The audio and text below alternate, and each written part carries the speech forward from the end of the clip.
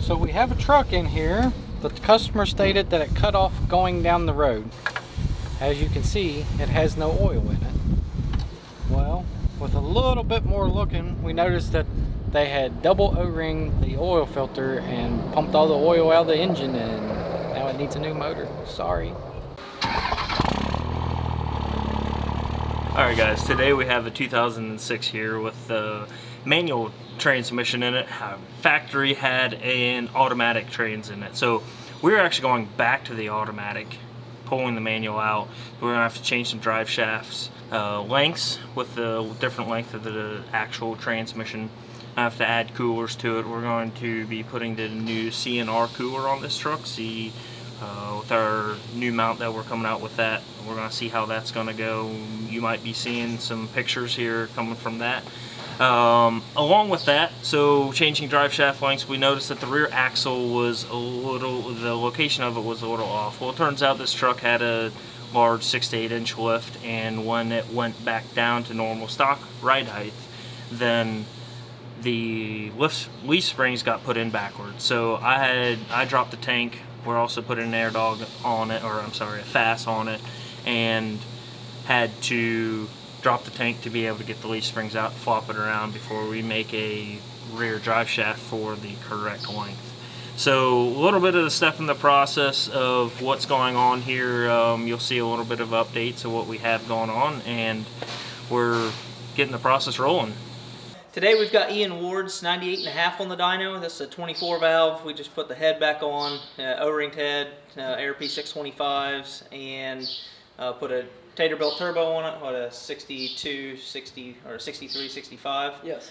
I'll let Ian go over what's done to the rest of the truck, and then we will start a dyno session. Well, it's a standard output VP 63, 65 Taterbilt, Air Dog 150, and Mach 7s from Flux Diesel. And you got a built trans in it, right? Yeah. Yep. Like Hobie Scarberry, local guy down the road, did the trans a while ago, so we should be all set. But we're gonna put on the dyno. It's making like 37 pounds of boost on the street, which is a little low. So we'll make a couple runs, and then we'll probably adjust the wastegate and see what kind of power it makes, and get you out of here. Alrighty. All right.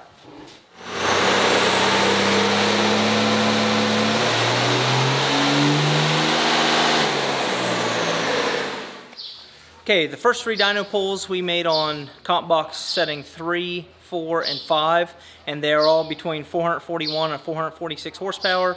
That usually tells me that the comp box wire tap is not hooked up to the pump right, so we looked at it and it was tapped into the wrong wire.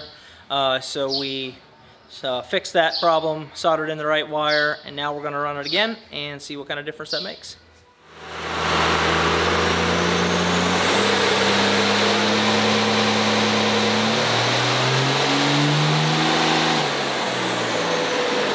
We are all set. What do you think?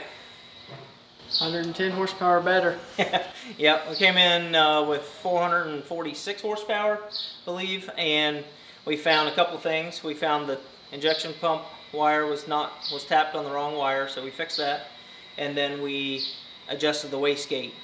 So after we changed the pump wire tap, we picked up what, 50 horsepower, and then we picked up about the last 50, just adjusting the wastegate, getting boost up to 45 psi.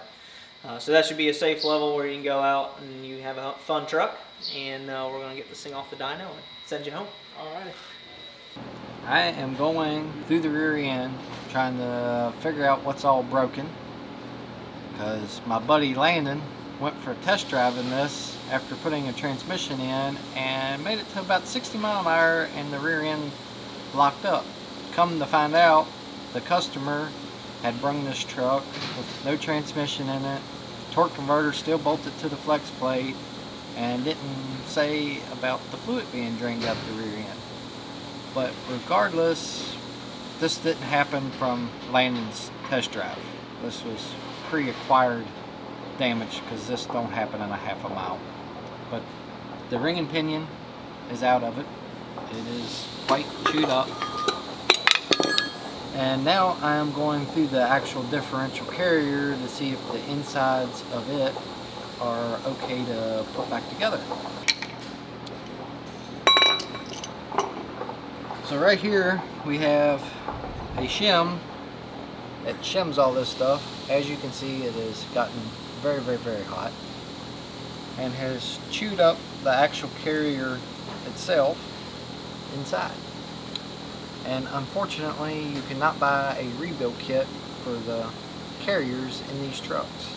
So it is scrap iron now, and we need to also order a carrier, a ring and pinion, and a full rebuild kit for all new bearings and shims to get this rear end back up and operational.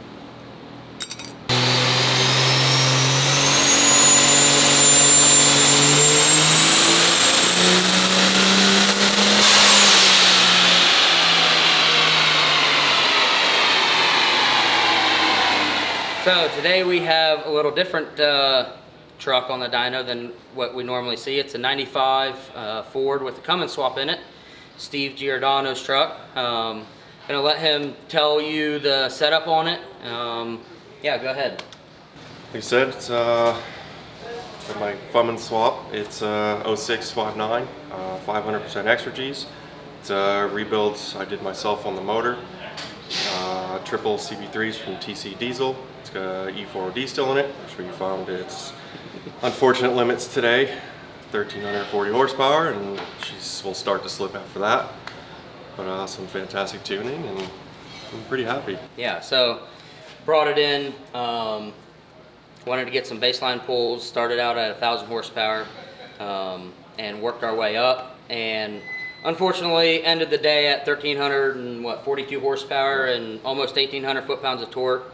Tried putting the spicy tune in it, and as boost came in, it just slipped right through the gear and didn't seem to like it. So unfortunately, we'll have to end it there, but still really good numbers for the setup. Not often do you get to see this type of setup come through the shop. So I will get them off the dyno and send them on the way.